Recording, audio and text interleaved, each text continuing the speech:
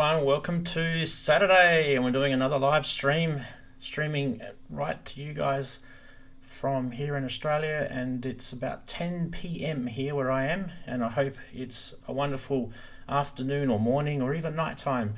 So thanks for joining me and sharing with the live stream. We're going to be talking a little bit about the Superbooth stuff. I think we can't ignore that, but we're also going to be having a look at couple of user requests during the week. Since the previous live stream, I've had quite a lot of people ask me to show them stuff, so we're going to go into that. And yeah, so stay tuned. We've got a heap to cover, and don't forget, as I like to say each week when we do the live stream, this is all about you guys. I want you to jump into chat, and don't forget to definitely put your questions, say hi, make sure you're letting us know that you're in there and everything. And I've got my phone in front of me here, and I want to make sure that I've got the live chat running and everything. So you can see just to the next to me here, I've got the live chat window open, and I just want to make sure that whoever's joining us today to say hi, we've got a couple of people in the channel already, which is awesome. So yeah, we can we've got Sina already.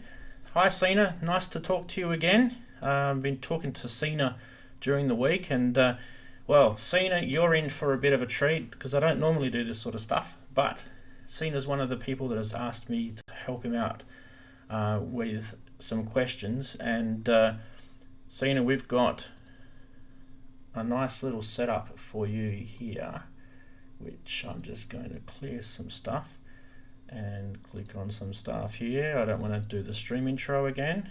Sina, this is just for you, mate. We're going to be doing this. It's the MX-1. Yay, there it is over there. And also, you can see I've also got the screen working of Ableton Live. Now, this is Ableton Live 9. I don't have Ableton Live 10, I'm afraid. I just find I don't think it's worth the $400 and something that they want me to upgrade it to. So one day when they make it a little bit more affordable, I'll get that. But I think Ableton Live 9 is fine. It gets most of the stuff that we're talking about in this particular thing today anyway.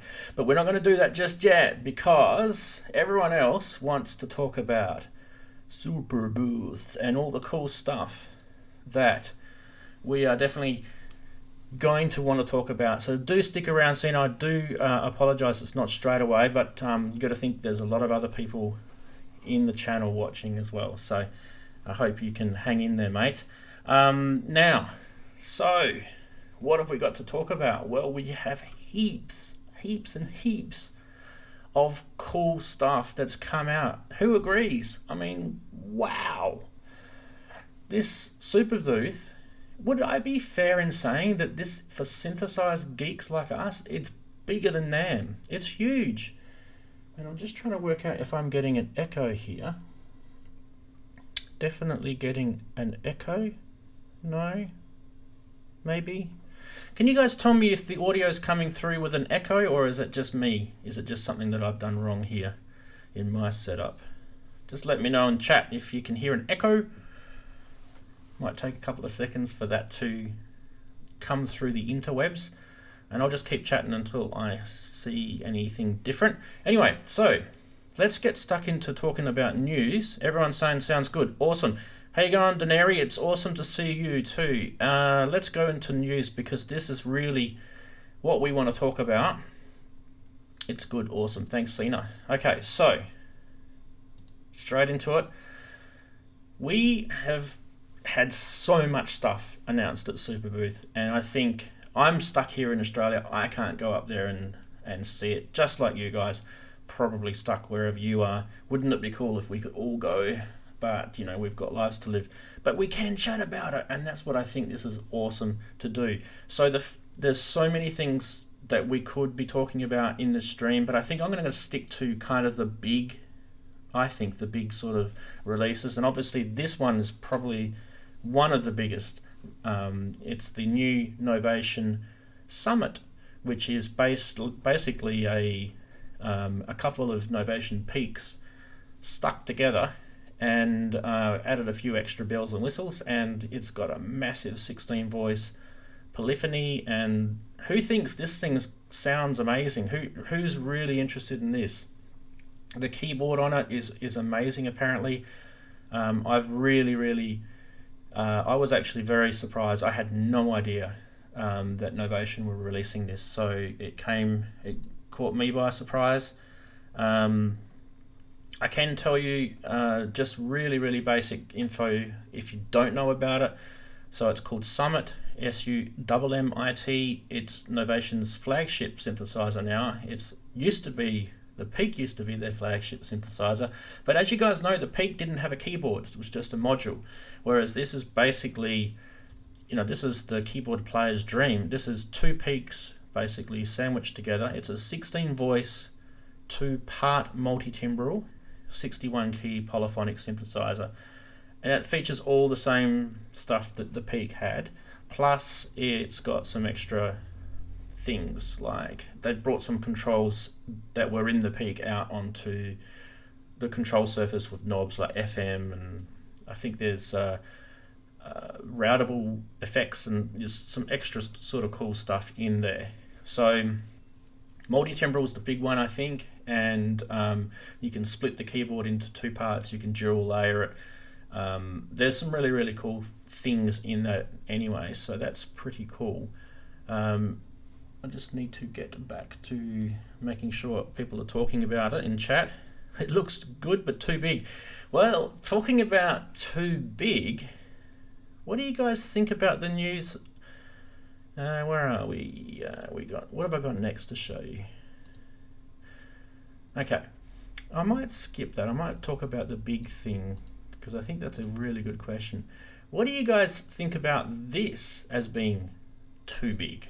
Did you guys see this announcement? This is from Electro, and they've brought out the Digitone or Digitone keys.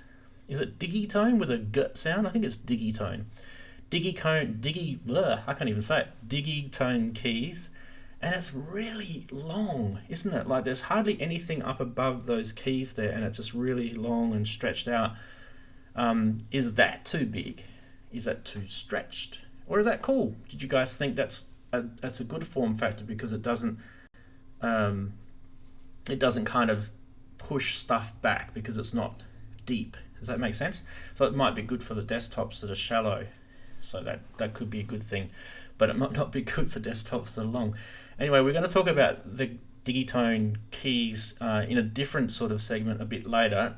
So we'll go into a bit more detail about that. But basically, for you guys, it's a Digitone with a keyboard, and there's a few controller buttons up there. Really, not much new to the table. So if you guys have bought a Digitone, I wouldn't worry about this. This is more for people who are really into the Electron stuff and they want the keys. So that's that one. Where are we next?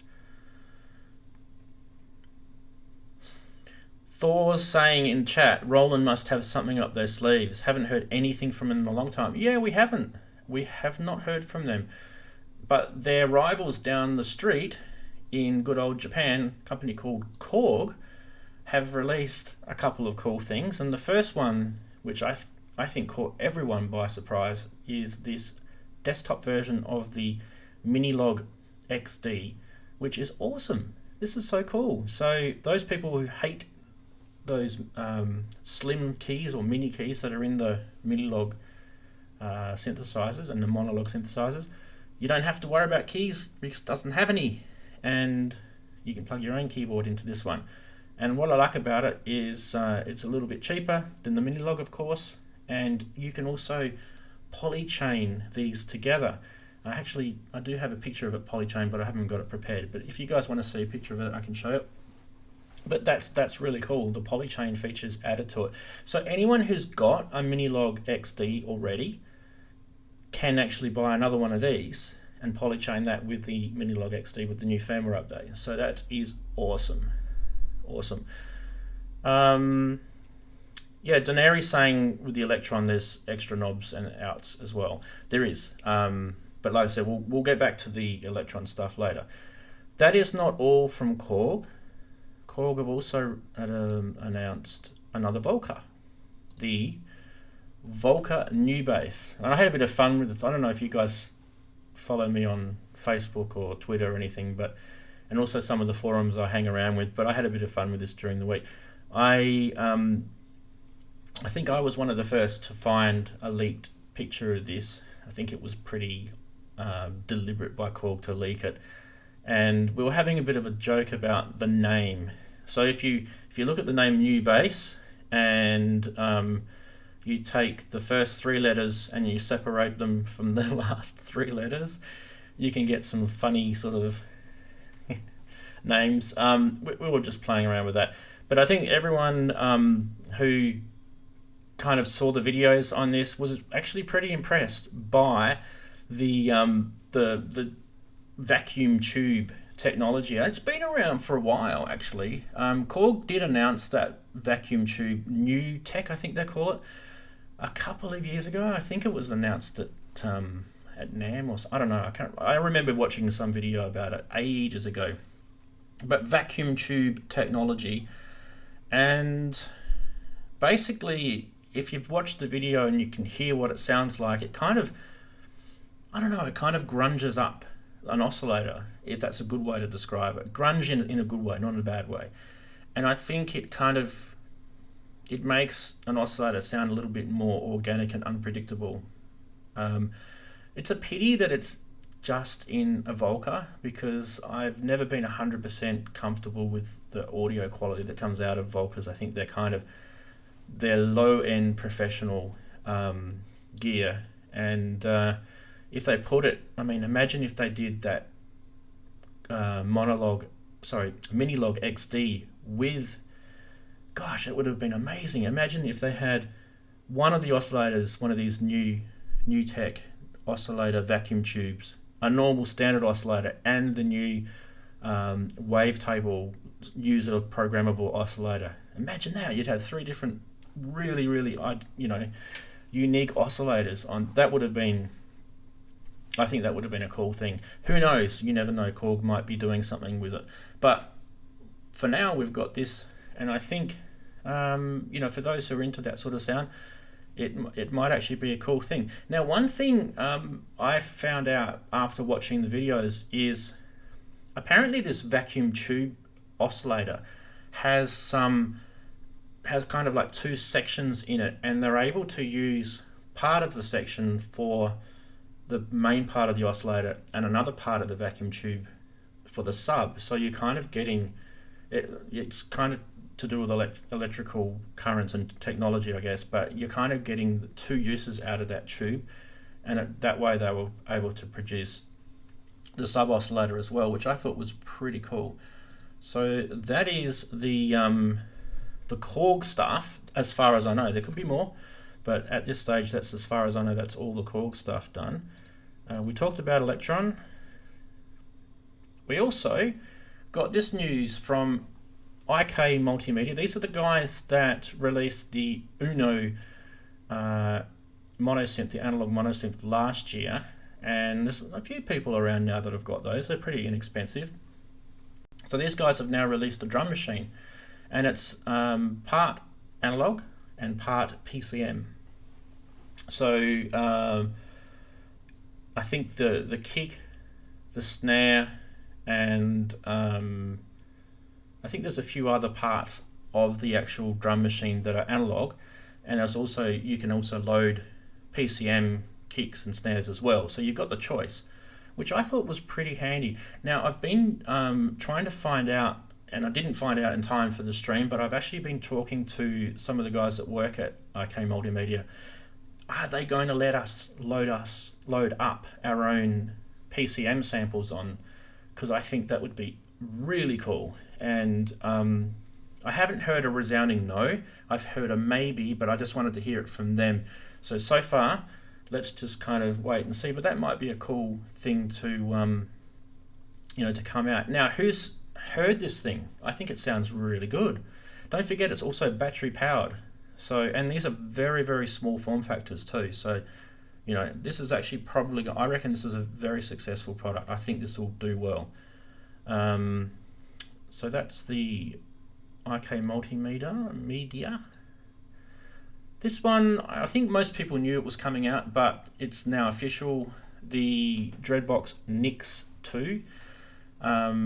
They have been making some really nice analog gear, and this is a paraphonic 2 oscillator synth, and it's got some really unique. I think Dreadbox really have some unique sound out of their gear. You can tell a Dreadbox synth in the mix compared to other synths. I like this. I like how it's got that CV mod matrix over on the right hand side. I think it's built for Eurorack people. I think it's built for desktop people. I think it's really quite a clever product, and I do like the way it's got a dual filter on it as well. It's a flexible dual filter. You can see there just below the 2 oscillators that dual filter section, and basically you can have a 12 dB low pass and a 24 dB variable width band pass.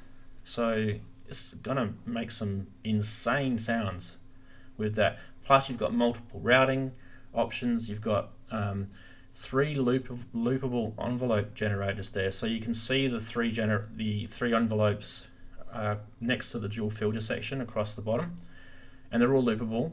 It has a drone mode, which some of their other Dreadbox stuff has, and it's got some modulated reverb system in it. Have a look at that reverb setup they've got there. That looks intense. That actually, it's apparently it's got like an ambient sort of application to it. So they were talking about it using for drones, and imagine applying your drone sound with that ambient style modulated reverb. I reckon this thing is going to be killer. So I was really happy with this.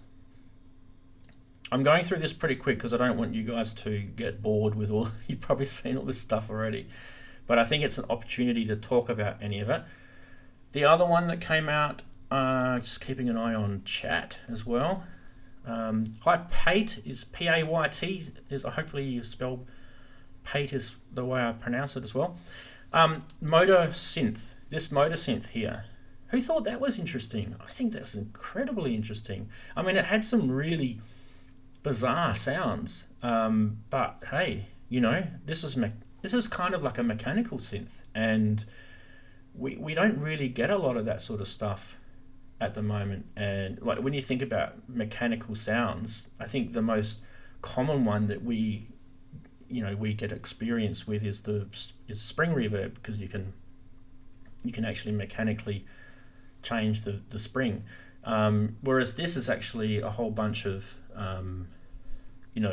little motors in there that are they're tensioned, and they all kind of maybe it's a bit of black magic, I don't know, but it's amazing that what they've done, and the audio and everything, and you've got that cool little display up in the top right hand corner showing you the waveforms. I really like this. I thought this was actually quite bold of the guys who brought this out, and I wouldn't mind getting my hands on one just to sort of have a play. What do you guys think of that one? I think that's pretty cool. Now, we were talking a little bit about the Electron stuff before, and as you guys know, I have a little segment I do each week called Funny Side. So I want to go into Funny Side because it's got a bit of an Electron theme. So let's roll the stinger, and we'll go straight into it.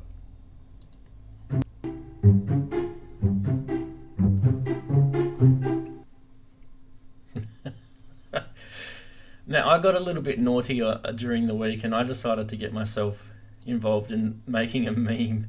This is my meme that I made for the Electron Digitone keys, and this guy's he's been built perfectly to play this, don't you think?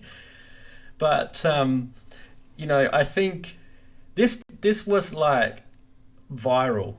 I'm not saying I was the first to do a meme and picking on some of this stuff coming out from Electron, but I was one of the first. But then this started going crazy. Then you got then you got this guy with the Digitone guitar. This started to get out of hand, and you know, then after the Digitone guitar, we had the Digitone accordion. It's just really, it was really getting out of hand. But I mean, honestly, you know, I was actually starting to get really worried about how this was going, and I just really hoped that Electron weren't getting too sad about it, because we were getting pretty mean with our memes.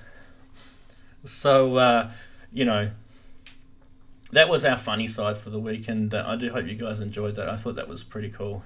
So yeah, there we go.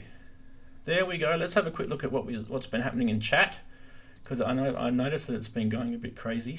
So we've got a few blokes in there and a few ladies, hopefully. So hi everyone. Good to see everyone's still there talking away. Now, this week, I've had a lot of people ask me to do things on my live stream, and I can't obviously I can't do everything on one live stream, and you know, you guys understand. But the amount of stuff that I get asked on my YouTube channel and during the week through Facebook and things like that, it's quite a lot, and I really do try very hard to talk to people and answer their questions and help them if I need to. I mean, obviously I'm you know, I've got a job and I've got family and things like that. I can't help everybody, but you know, during the week, one of our regulars asked me about the MX-1, and you know, this MX-1 has been with me for many years. In fact, my MX-1 I've had here, I've actually had it repaired. That's how long I've had it for. And one of the things I guess that's happened with me is I've become quite well knowledgeable, I guess, on the MX-1. I'm not going to pretend that I'm an expert on it, but I do get a lot of people asking me for help on how to set this thing up. And I've got plenty of videos on my channel already, but still it's not enough. And I think what we'll do today is we'll have a look through how this works with Ableton, and kind of go through something that, you know, is a little bit more organic. We can go through it, we can look at chat, see the questions coming through, and we can work that way. And I guess this also applies, the MX-1 is a digital mixer, so this also applies to any other digital mixer. If you think about it from a basic point of view, a digital mixer is going to have multiple inputs and vice versa, multiple outputs, and if you bring those in through your DAW, you're going to be able to map them as tracks.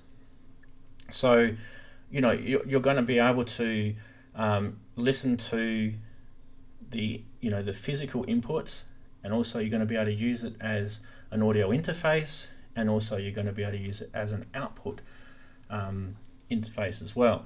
So it can be a little bit crazy to think about all the things that this thing can do. So one of the first things that I would suggest if you've got a mixer like an MX-1 is, in your DAW, make yourself a template. And we don't need that popping up. So I've made myself an MX-1 template. Why does that keep coming up like that? Go away. Okay, here we go. So now in my template, what I've got across each is your input channels. So it's got channel 1, 2, all the way up to, you'll see 17 and 18, but you won't be able to see it because the MX-1's in the way. But in the MX-1, if you look across here, you're not seeing all those channels labeled as I've got it labeled on Ableton there. And that's because there's only 6 physical analog inputs on here. So channels 1 to 4 are mono, 5 and 6 is one of those little 3.5mm inputs on the back, and the rest are all digital. And in fact, the digital's a SPDIF connection, and the rest are USB. And this PC one we're not even going to use this as an input at the moment, and I'll tell you how that works in a sec. So when you get to 5 and 6, digital is actually 7 and 8, and you just count from there, and that's how you get your channel numbers. So that is the first thing that helps people understand how it works. And when you're working in a DAW, you won't have those labels on there. You won't say USB 1 and things like that. It'll have, if I can get it to work, there we go. So here, I'll just move this across so you can see it. So here's my audio interface connection, and I've got the MX-1 input here. And if I click on input config, see how it's just got numbers? 5, 1, 2, 3, 4, So there's no way Ableton would actually know what MX-1's channels are called. So that's why I recommend creating a template. Okay, so Senior's in chat, and he's telling us about his problems with the MX-1. So he's got a problem if he records keyboard on Ableton.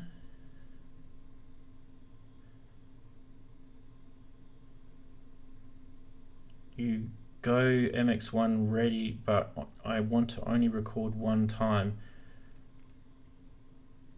Okay, I think I know what you're talking about. So basically, when you're looking at stuff that's connected physically to your mixer, so I've got a strike fet. Let me show you what I've got here. You guys can see.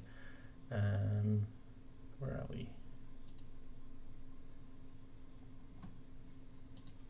Okay. This is just the view of the MX-1. You can see my hand here. You can see on the left here I've got a strike fet. That's connected to, I think it's to channel 3, and to USB 3, which is the bus powered USB. I've got this, the Boutique, the SH01A. I'm just going to leave that over here because I haven't got enough space to show you. All right, that's just so you guys can see. Now physically you can see on the back, you can see the back, there's the connections there. That's all that's connected. We don't really need to show everything connected because I think that covers the majority of the scenarios of connections. In this particular case, I've got one analog and one digital.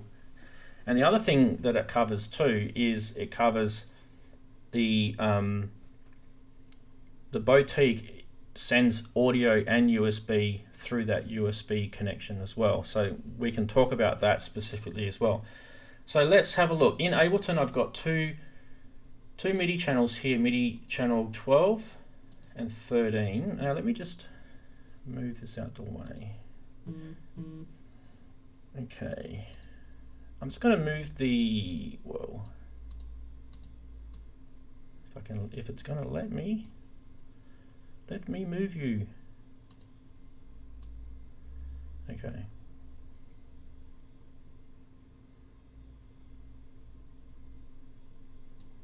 All right, here we go. Sorry about that. I just moved the MX-1 window over out the way. So you can see over on the right here, I've got MIDI channels set up. Now these MIDI channels are set up just so you guys can see when I'm playing on the key step. You can see it firing off those two inputs. One's an SH01A and one's a strike fet, and you can see the audio coming through as well. And then I can control each of those separately. If I want, I can turn one of the channels off, and that will just play the SH01A, and I can do vice versa. Right, and that will just control the strike fet. So just have a look here how I've got it set up. Now you've got the Arturia key steps coming in through a USB connection. Okay, so that's the MIDI from, and the MIDI to, because I've got my strike fet plugged in through a MIDI connection as well, I can map it directly like that. But the one that I think confuses a lot of people is, how do I MIDI connect to one of these boutiques that are connected to the USB ports? Well, it's as simple as this. If you look at my MIDI mapping here, you'll see it says MX1 USB 1, USB 2, USB 3 and USB 4. And you can see that mine's connected to USB 3 here. I have to make it a little bit wider and you'll see it says, yeah, there you go, USB 3. So what that means is USB 3 is the physical USB 3 connection on the back. Okay, and you can see that it's actually, so you know USB 3 is this channel here. Let's move this window out of the way again. I might just turn off that window with the, you don't need to see the MX-1 for now. Let's just turn that off. There we go. So you can see I've made USB 3. I've labeled that, and that means when I'm playing the key step, it's the SH01A coming through. So now I've got audio mapped and MIDI mapped, and it's literally this easy. So you go into your preferences in Ableton. This is exactly the same for Windows as well as a Mac. This is actually a Mac though, but anyway. And what you do is you go into the MIDI section here, okay? And you guys can screenshot this video later. I'm completely fine with it. That you can see how I've got MIDI input turned on for track, okay? But notice right up the top it's got MX1 and it's got track, sync and remote turned on, and also on the output I've got track, sync and remote turned on for the MX1, but not for the individual. You can, but in my case I haven't. You can go and turn these on. You know, basically this is kind of just as important as your audio configuration setup. So I showed you that the audio stuff before, but this MIDI stuff is just as important. And the reason why it's just as important is so that you can do what I just did before, and that is you can control anything that's connected via those USB ports and anything that's connected you know, via the actual physical MIDI DIN connections at the back as well. You know, those physical MIDI DIN connections at the back of your MX1, the ones literally at the back here, can also be accessed through, you know, your MX1 MIDI mapping. So that's really, really important. Now, having said all that, it's kind of like you've got to say that before you can say the rest. Now Ableton is able to make the MX1 start and stop. So if I hit start stop here, keep an eye on this start stop light. I don't know if you can see my finger there. There's a start stop light flashing. If I hit start stop here, notice how that didn't start and stop. Okay, so what you need to do now is you need to go sync. Okay, and at the moment it's set to MIDI. So all you need to do is you need to set it to auto, or you can set it to USB or PC. If you want to force it to sync to the PC, set it to PC. And now if I hit the play button, there you go, it's synced. Okay, now also I believe auto will do the same thing. So let's try auto, sync, auto, there you go, it's done. And then hit play on the DAW. Beautiful. And also you might notice you can very, very faintly hear it, but the SH01A sequence is starting to play too. So that's instant. Excuse me. So that's all part of the MIDI setup. If you don't get all of that stuff done right, you're going to actually have trouble with this. Now, the next stage with this thing is kind of getting your head around how do I listen to this mixer with audio coming through. So say if I've got a VST, like a software instrument coming through in my DAW, how do I listen to that? And then how do I listen to the physical connections coming into this as well? So on the physical back part of the MX-1, and also any other mixer that's digital will have this as well. You'll have main outputs and usually a headphone output. I always recommend chucking your headphones into the back, and this is always the best way to troubleshoot your setup, because then you can hear everything coming through. Now, you'll notice, let me just hide that view there. So you'll notice here on the DAW on Ableton, I've got this channel called PC muted, because that little channel 11 isn't enabled, right? But you can see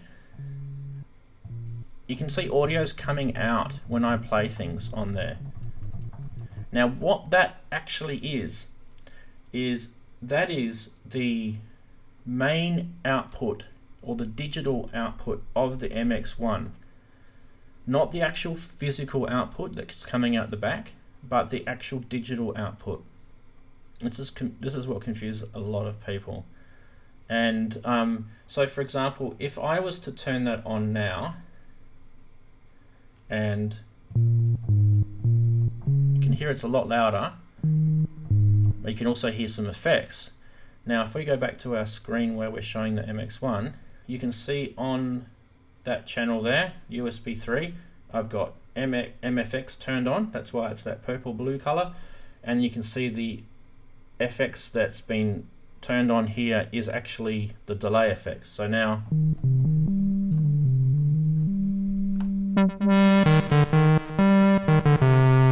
there you go, make it a bit louder for you. So if I enable external in channel 17 and 18, that is the external output digital coming out of the MX-1. So that's your main mix. So if you just want to record a left and a right channel of everything that's coming out of it, there's your hint, that's how you can do it. But notice also audio's coming in through channel 13 and 14 at the same time, and I'm actually hearing in my headphones both. So once again, I would need to determine whether I wanted to hear 13 and 14. I would just mute that. Now notice I can still hear it. That's because the mixer is doing all the brains. The DAW is just telling us what we want to hear back through the mixer, but it's doing all the brains. So that, I think, is something that a lot of people get their head like not quite right with. And you'll notice too that in my setup I've got it's easier to show you if I do this. I always have to turn this thing off, one sec. There we go. I've got in my setup here, under audio, you'll notice that the input device is the MX-1 and the output device is a different, I can actually have another audio interface. In my case, I've got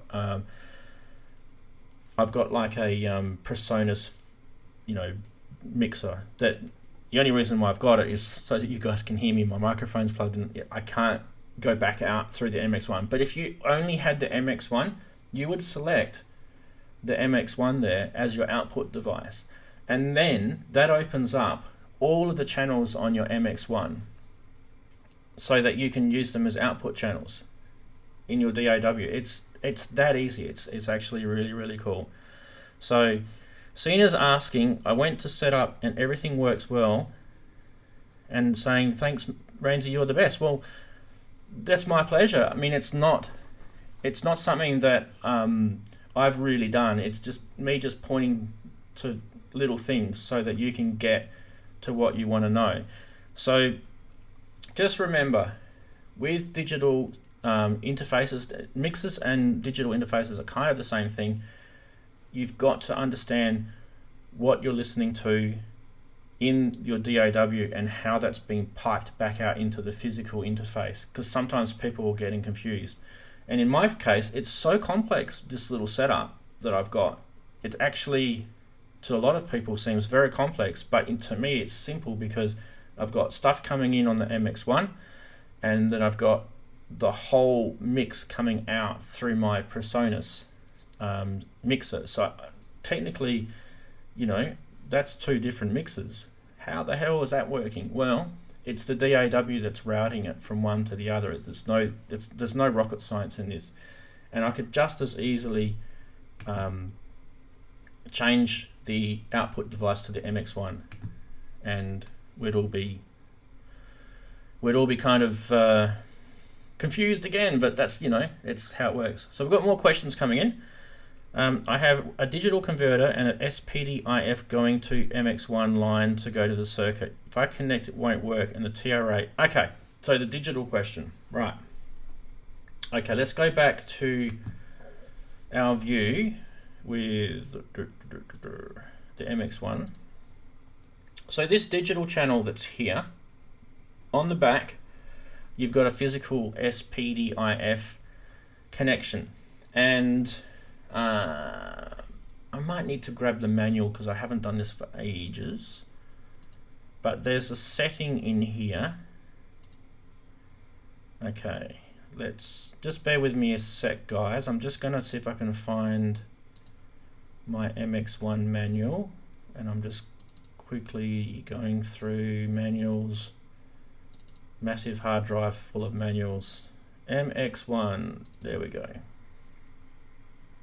Okay, so how do I change the...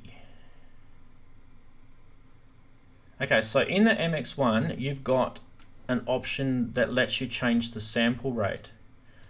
And basically, I'm just trying to find out where it is. This is a terrible manual. Seriously, guys. Have you seen these Roland manuals? They're shocking.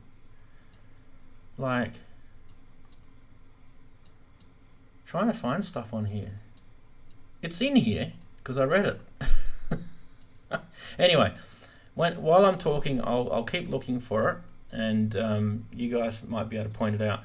But basically, in here, there's a setting. In fact, let me just search. Okay, so what you do is you turn your mixer off. Okay, so let's do that. Turn it off. And we hold down the gain button here.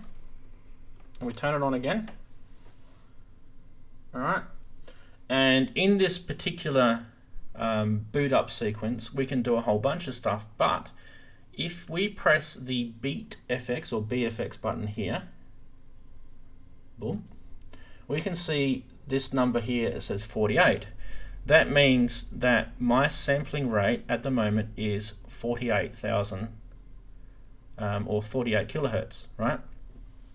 And you can also choose 44.1 like that, or 96. So the reason mine is at 48, let me just turn it off and on again. Oh, by the way, if you want to make the change and then you want to keep those changes, you press the start stop button and it will remember those changes. But I'm just going to turn it off and on again because I don't want to make any changes. Now the reason mine is set to 48 is because the SPDIF to analog conversion box that I'm using, so that I can actually use the digital channel as an analog input. I've got one of those little boxes that you buy from the electronic shops.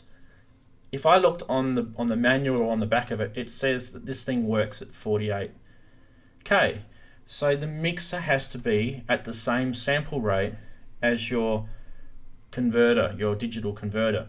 And the same thing would apply to, for example, if you had a like an MPC 1000. They've got little SPDIF connectors on the back. If you're using an MPC 1000 with the MX-1, you have to set your MX-1 to the same sample rate as whatever digital SPDIF connecting it's. Otherwise, you will not hear anything in that channel. You won't hear. You'll hear everything else, but just not that channel. And let me just see if I've got it here.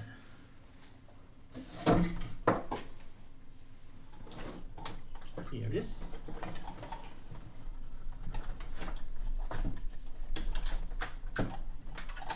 Okay.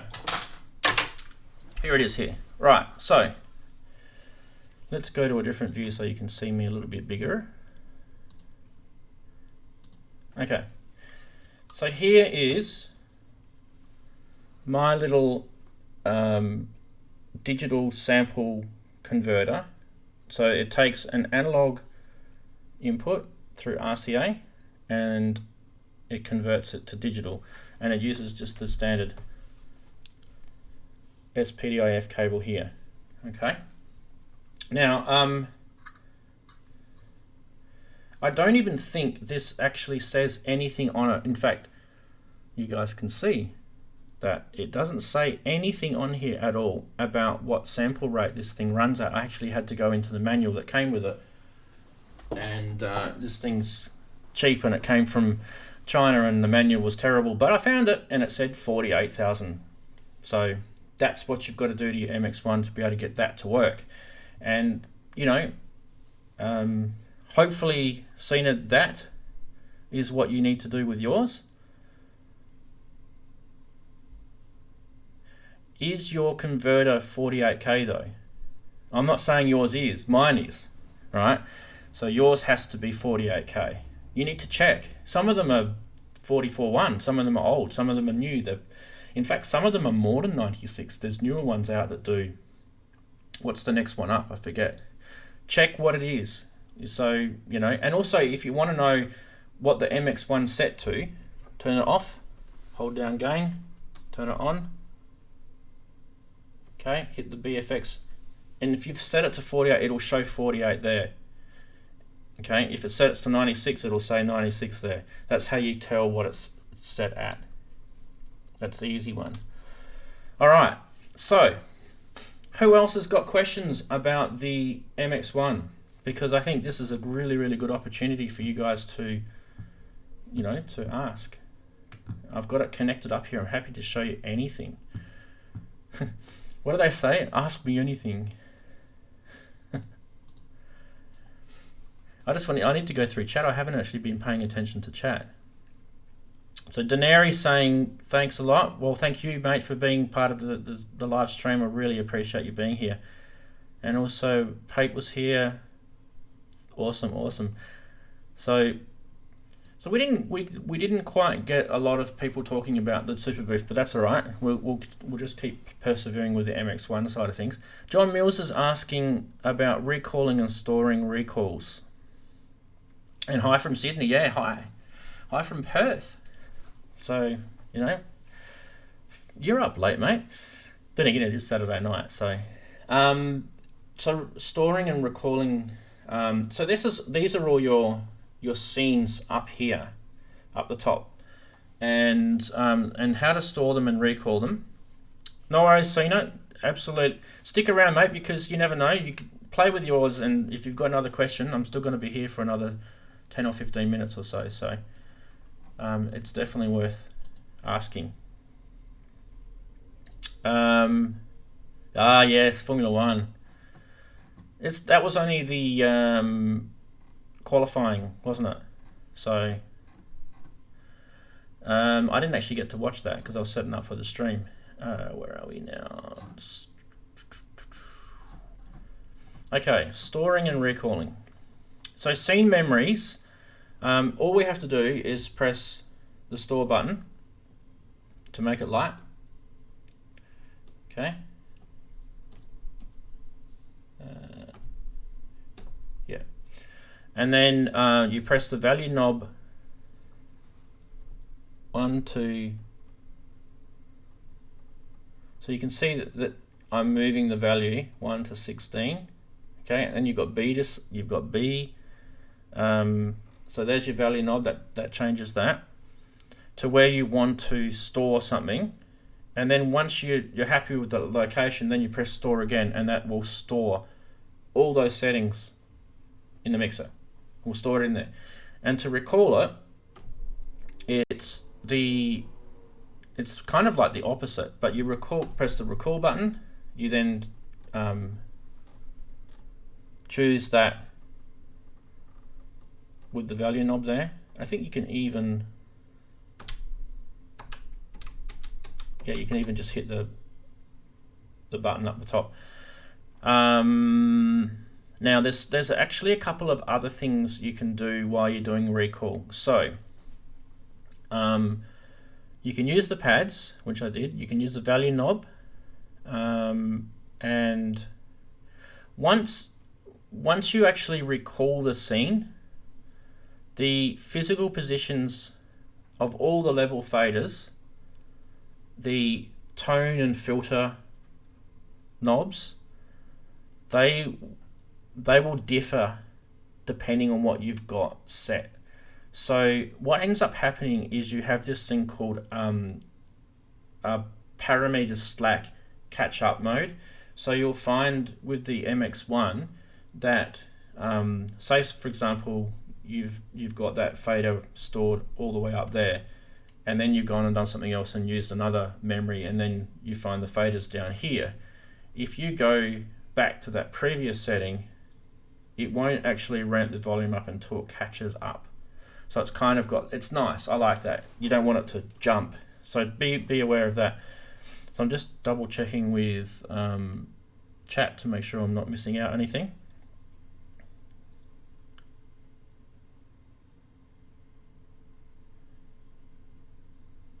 You can use the top row buttons to store and recall scenes, yep. As I showed before. So you've just got those two buttons here, recall and store. So basically all those settings that you've got, and that's fader positions, that's whether you've got MFX turned on, the tones, even the gains and the pans, everything. It stores it all. And you've got heaps of scenes that you can, how do you clear a scene? I don't know if you can. I think you overwrite it. You just store it over the top. Or you can, if you've got a blank scene, a lot of people still leave, like you've got heaps of memory locations, right? B, C, D. Find one that you haven't used, recall that, and then store that over the scene that you want to make a blank one. I think that would be the way to do it. But if you fill them all up, then you would actually, you'd have to overwrite. So that it doesn't say in the manual that there's a, you know, a reset. But you can do a factory reset for the whole mixer. So that could be another way of doing it. But then you'd lose all your, that might not be a good idea. Yeah, so fine, you've got heaps of those storage spots. If you're not using D7, you know, use D7 as a blank one, and if you want to overwrite it, you can do that. Saint Nicholas is saying, so you can use the MX-1 with SPDIF to a sound card and all inputs show up in Ableton even though you're using a separate sound card, not the MX-1 sound. Well, in my case, yes. So I was using this digital to analog converter with the SPDIF cable, and I've got that coming in on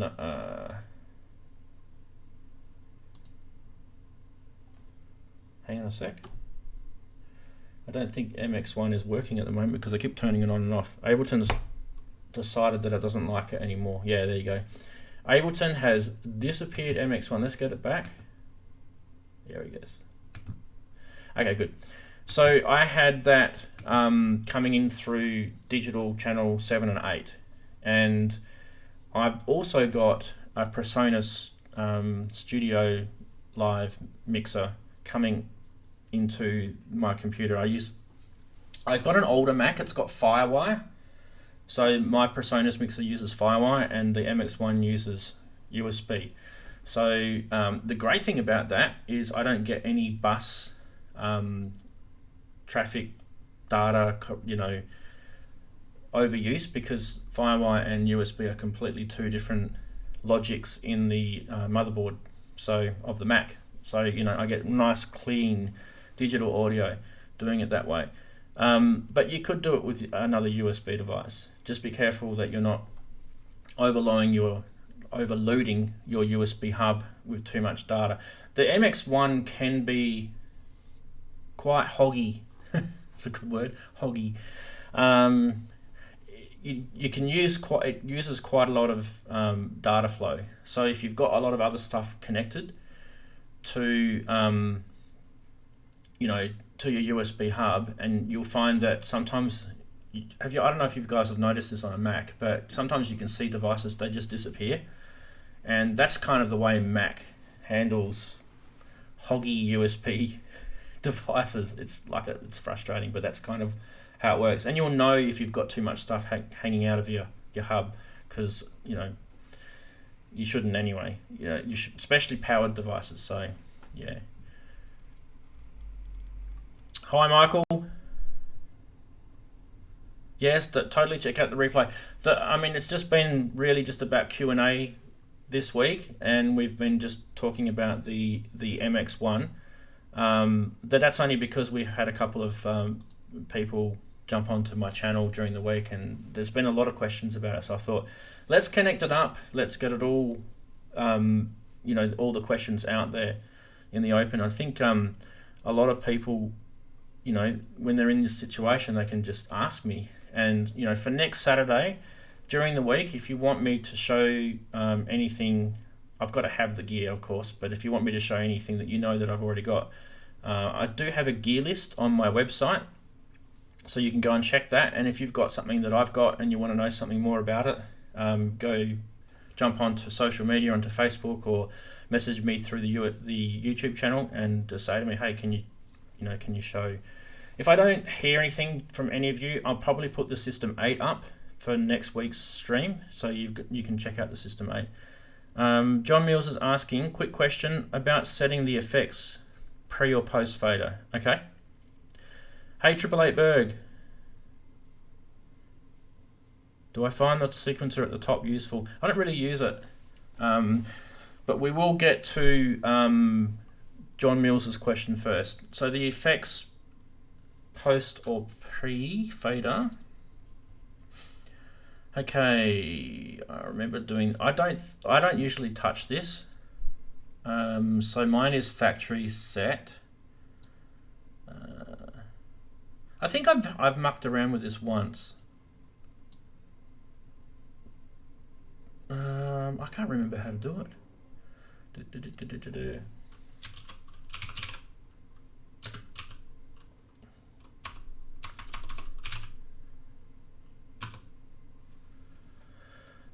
Trying to find it, and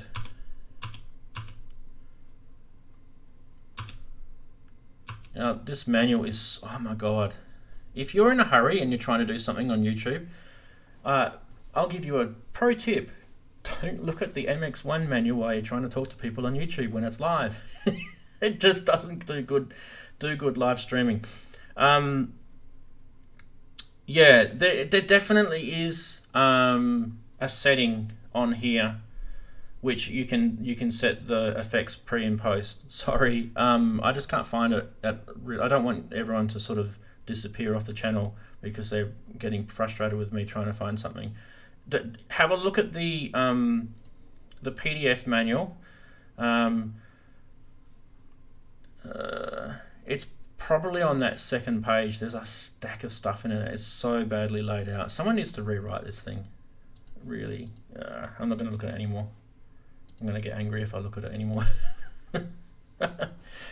888 Berg, the sequencer at the top, like I said before, I don't use it. I probably should. I mean, this is a performance mixer. I probably should use it more as a performance mixer. But lately I've been kind of doing a lot of stuff inside my MPC Live and trying to not rely too much on using the MX-1 to do performance stuff. But at the same time, I remember going back and listening to some recordings I've done and thinking to myself, that sounded amazing. And then I've worked out that it was stuff that I'd done using the scatter effects or even the filters in here. I actually think the digital filters sound really nice. Check this out. I've got the strike effect coming through, right? So you guys can hear this, right? So that's coming through. That's coming through channel 3, isn't it? Yeah. Listen to this filter.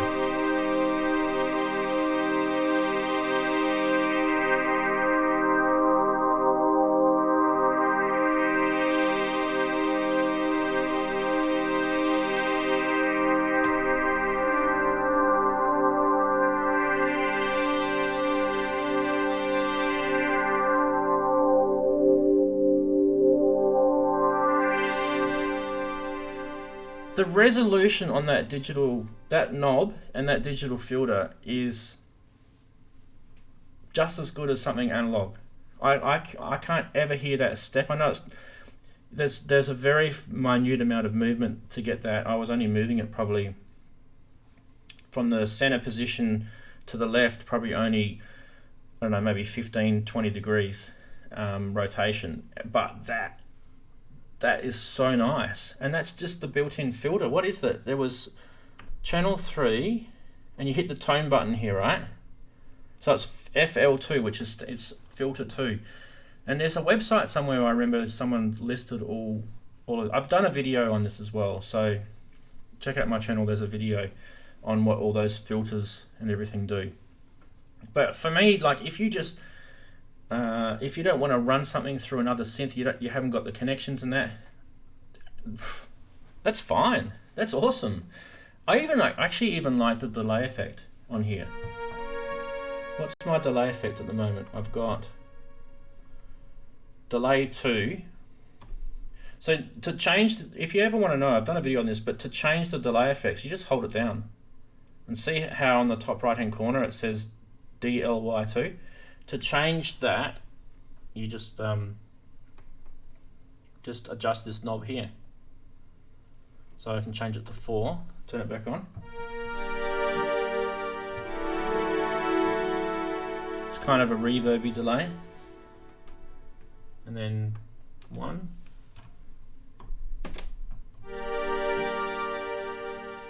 It's kind of a ping-pongy one.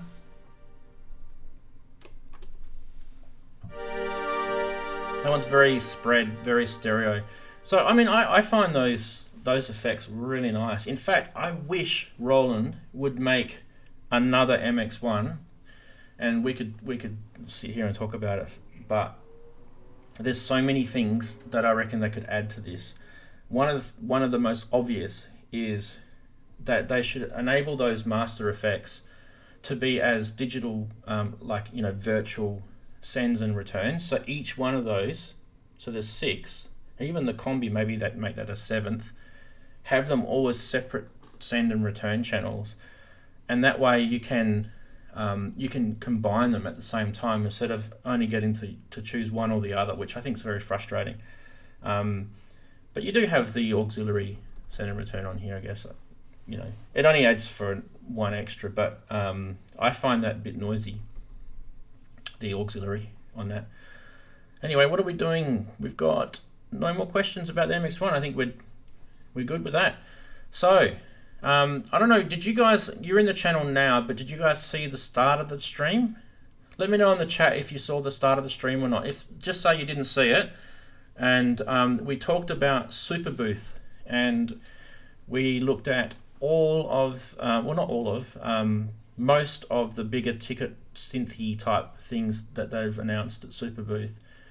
So, you know, we were talking about the new Novation Summit synth, and we were talking about the 2 Korg releases.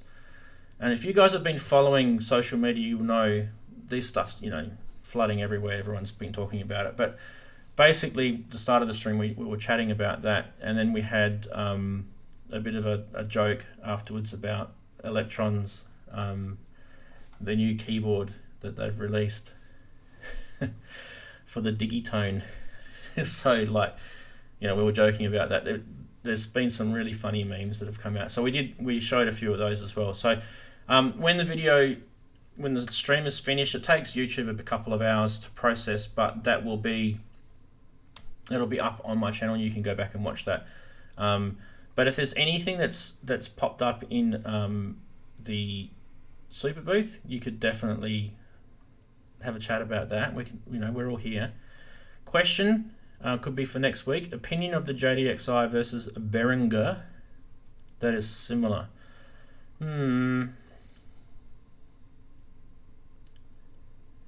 The JDXi isn't really similar to anything Behringer do. That's probably my immediate reaction to that question. Okay, so the JDXi, which I've got you know, the famous white one. It's a 4-part synth, and one of those parts is an analog mono synth, and the other 3 parts are the Roland Supernatural digital engine that you find in the Jupiter 80, the Jupiter, what do you call it? Or the JDXA's got the same I think the Integra's got it as well. So there's a few Roland flagship synths that have got it in there, and it's actually quite a nice, you know, digital synth. And the mono analog part is actually quite a nice mono analog synth. So in terms of whether Behringer have something that's similar, the answer is no.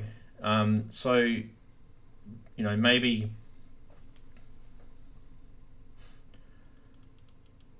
it was a different synth that you were thinking of. I don't know if there's many synths out there that have got analog and digital combined. When I say that, I mean like you've got the choice between whether you want to use an analog synth, oscillators, or whether you want to use digital. So the way that Roland have done it is that they're actually separate parts, so you can't kind of, you know, mix them together. But in the JDXA, which is the bigger version of the JDXI, it's kind of different again, but you've got the ability to do a crossover. And I don't know if they quite implemented that as good as I thought they were going to, but that could be one you're talking about. I wish Behringer did a hardware EMU emulator 2 clone. Yeah, I reckon that'd be cool. I don't know if you've ever used an emulator 2. I mean, yeah, it's like using an older computer. You know, those things were really slow and clunky to get samples in and out of and program. They sounded awesome once you got it all set up. You know, but they were. I never liked using the EMU. I love the sound of them though. Very, very painful. Yeah. Yeah, Michael, I don't know. You maybe have a think about it during the week and bring it up next week. I'm not sure what you're thinking of, but Behringer at the moment are just releasing pretty much remakes and a few other own things like the Neutron. So, yeah. Faith No More choir chords. Yeah, I remember those. I think that was actually an EMU preset that they used. Wouldn't be surprised anyway. So many things that we hear or from old 80s and 90s stuff were just presets. So yeah, I'm waiting for the Crave as well. I'm really looking forward to that thing. I don't reckon it'll be much longer before that comes out. I've heard a few rumours that it's only like 5 or 6 weeks away. Could be even sooner. That'd be cool. I've got, I don't know if you can see behind me there.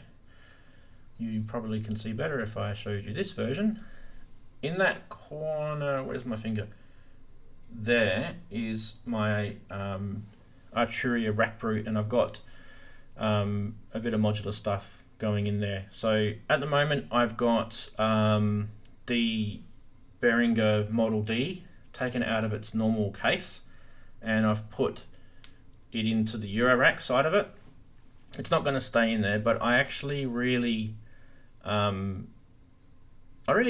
thought that's actually genius when you think of it. They've made a synth, it's a standalone, it's got its own connections at the back and everything, but you can take it out of the case and then you can pop it into a Eurorack. That is absolutely genius. I know they're not the only ones that have come up with this, but I mean, seriously, like, do you think these guys missed the boat? Imagine if they made that Eurorack. I mean, this thing is virtually the same height. This is like almost 3U, but it's not. You can't Eurorack them. Imagine that. I mean, these things have got CV and everything on it. I don't know why Roland didn't do that. It was crazy and annoying. Oh, sorry, I just banged the mic. Michael's asking, would I still recommend the JDX? I would recommend the JDXI. I don't know whether I'd recommend the JDXA because I don't have one.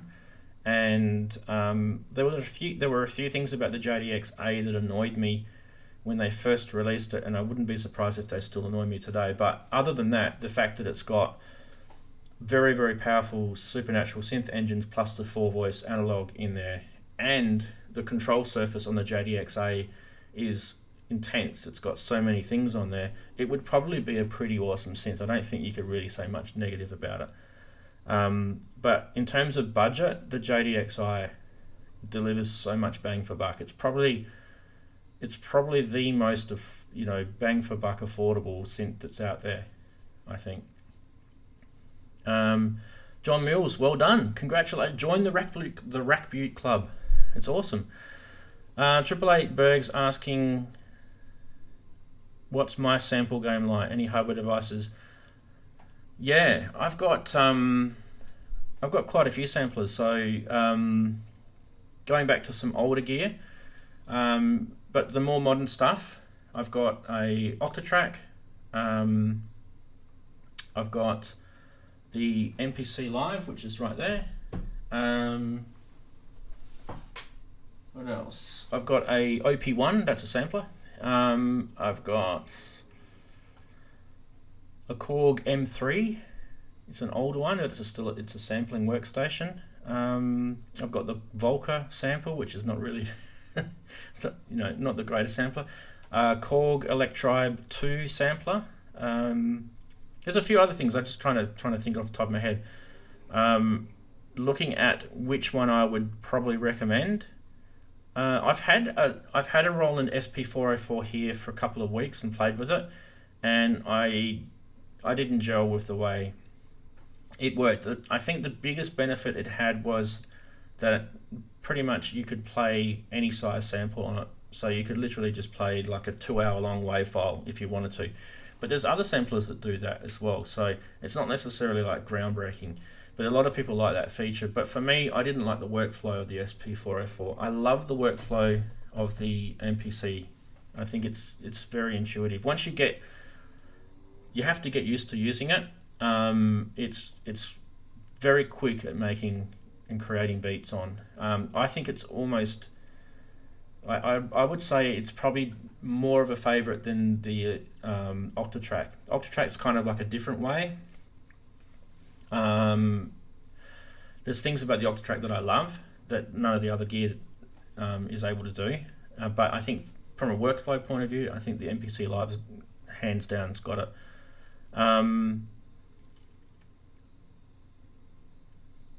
Michael's bought the Keith McMillan 12-step. Yeah, that's pretty cool. That is actually a pretty cool thing. I think you'll enjoy that. So John, you're going to put the System 1M in your Eurorack. Okay, cool. Those things are pretty killer. Like seriously, the sound out of that thing is intense. Yeah, just a few samplers. Digitac, yeah, I probably would choose the Digitac over the SP404. I don't know what the price difference is. I'm assuming the Digitac is more expensive, especially in Australia. But yeah, Digitac's pretty cool. Yeah, I like the screen on it. There's a lot of things I like about it. Yeah, I mean, I didn't buy the Digitac because I've already got an Octatrack. So, twice the price, is it? Wow. Yeah. Sometimes it's not about how much it costs; it's about what it delivers. So, yeah. Remember what I mean. If I was doing what you're doing, I would see if I could find a music store that would be able to let me sit there for a couple of hours, or even borrow one over the weekend or something. If they've got a floor demo that they can lend out. I was able to do that with Store DJ here in Perth, and they lent me the SP404 for about 2 weeks, and I didn't end up buying it. It didn't work out well. No, I ended up getting something else from them, so they were happy. But that 2 weeks was brilliant for me because I was able to really get a chance to play with it and discovered that's not really how I work. So I'm not a DJ, so I don't do that kind of DJ sort of set, and you've got to have everything right in front of you, and it's got to be firing off, and it's all about mixing and, you know, remixing and things like that. I don't do that. I'm more of a producer. So yeah. The Akai S1000 interface on the front. Wow. Yeah, that'd be cool. Yeah, do it. Absolutely. I mean, that's got some iconic sounds. There's even in the MPC Live, you can actually get it to emulate sounds out of some of the older Akai gear. It's got filters and things like that you can get it to change, and it kind of bit crushes some of the audio rates as well. So it's pretty clever. That, you know, to get that kind of, it's not lo-fi, but you know what I mean by degraded older tech sound, actually becomes quite, you know, romantic from our ears. So yeah, if you can, I mean, check out the MPC Live. It's pretty, or even the Force. It's more expensive, but that thing's pretty killer, and it's a lot more money.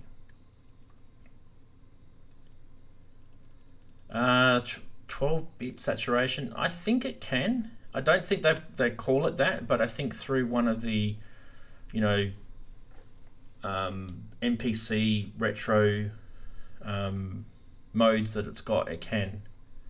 I just forget what it's called off the top of my head. Yeah.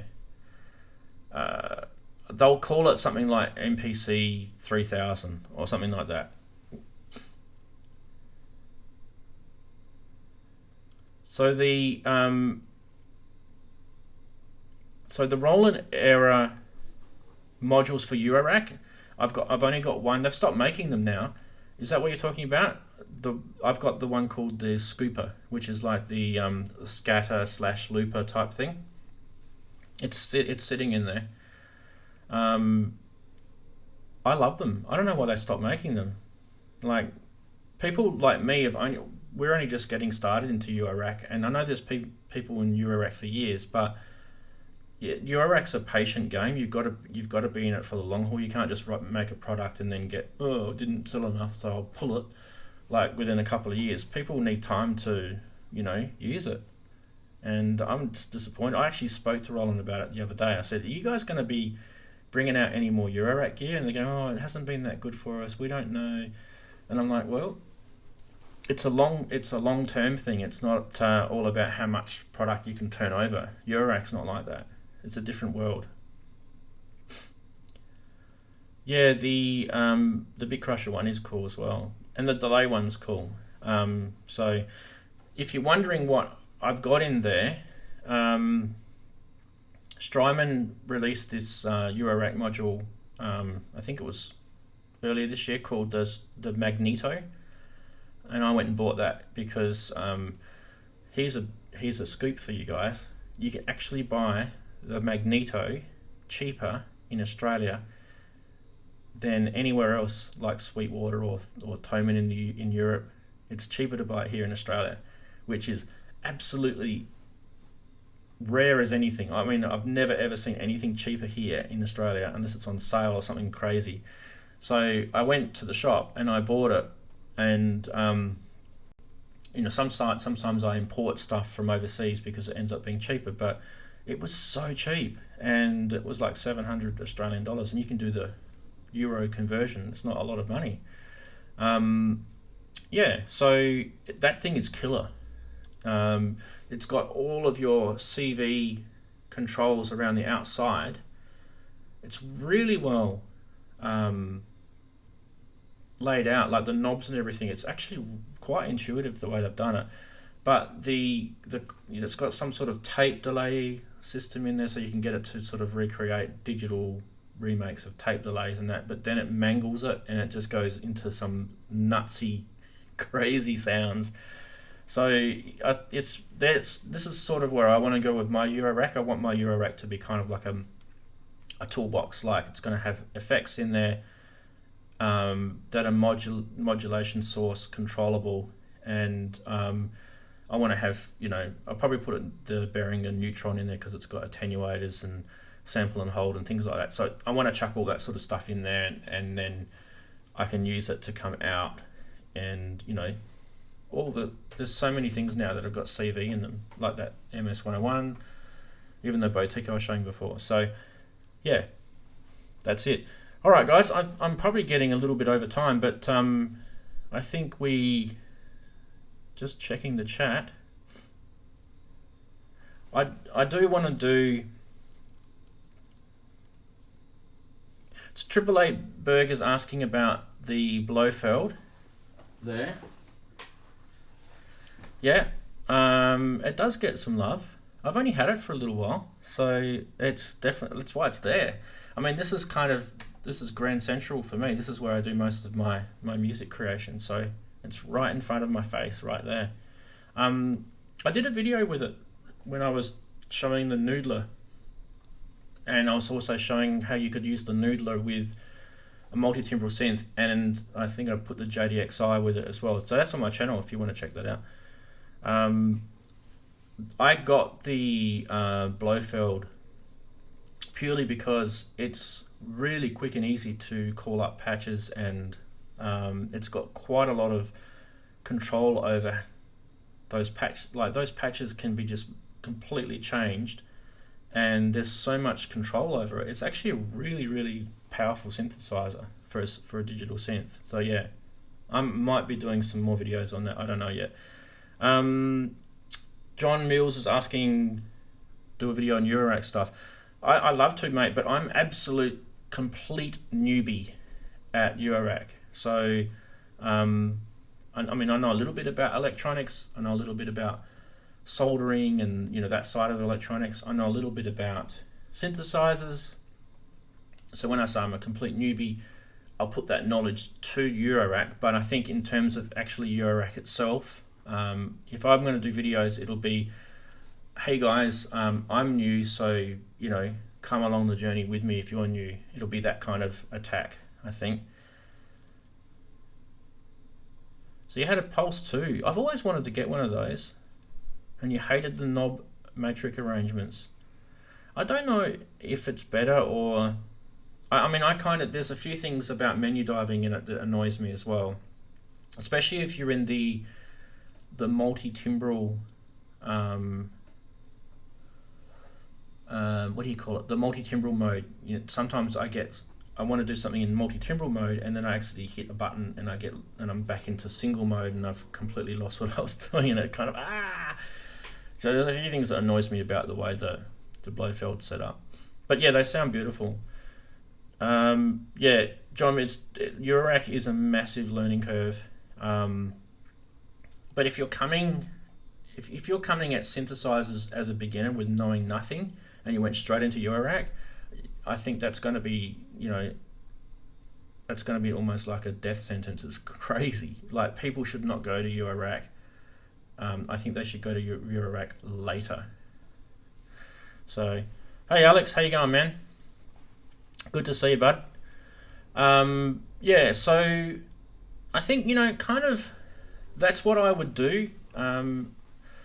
Sort of approach Eurorack from a point of view as, I don't know what I'm doing. This is kind of my idea. This is how I'm going to progress with it. And maybe you guys can come along that journey with me. I think that's probably, if I was to do videos on it, that would be how I'd approach it. Like everything with my videos, I'm not after popularity. Like, I know some YouTubers are out there and they want thousands of people to watch them, and they want to see their subscriber base grow. And I mean, it's nice, but for me, it's more about just being real and, you know, just delivering information to you guys that's helpful. You burned your youth on an Ensoniq EPS 16 Plus. Wow. That's a pretty iconic synth. I've got an Ensoniq ESQ1, which is an older version than that. But yeah, the EPS 16 Plus is nice. They the reason why I bought an ESQ1 is because back in the day when I was younger, I used to love things like Commodore 64s, and one of the things that I loved about Commodore 64s were the sound that came out of them when I was a kid. I used to love the music that was made for games, and that the sound had this chip in it, which was iconic, called the SID chip. And the guy that actually engineered the SID chip also engineered the ESQ1 synthesizer. And if you actually start delving into all the history and everything, you'll discover that they are very closely linked. That, you know, it's the same guy obviously, but the organic path that he took to go from making the SID chip at Commodore to working at Sonic and making those synthesizers, it was kind of, you know, amazing. So what was his name again? Bob Yanis or something. I forget what the guy's name was, but if you Google it, you'll find out. So Atari 1040, yeah. The what is it? The Atari ST, wasn't it? That was the one that was kind of the big music one. The ST had MIDI already in the back. That was the big one. I never had an Atari. I was always Commodore, and then I think I got to Amiga, and then when the Amiga kind of started to go downhill, I think I went across to PC, IBM. So, yeah. Cool. All right, guys. Well, an hour and a half stream. I think we're probably good to wrap it up. Like I said, thanks very much for watching. Don't forget to hit the to subscribe button if you haven't done that already. This is kind of standard YouTube stuff that we all say. Don't forget to hit the like button on the video if you liked it. And also, I'll see you back here next Saturday. Hope you enjoy the rest of your weekend. And during the week, if you come up with anything that you want me to do on my live stream, please do let me know. If I don't hear anything, like I said, I'll be doing the System 8. So if you just want to come and watch that, or maybe I might do a bit of both. Anyway, thanks again, everyone, and awesome to talk to you, and we'll catch you all next week. See you later.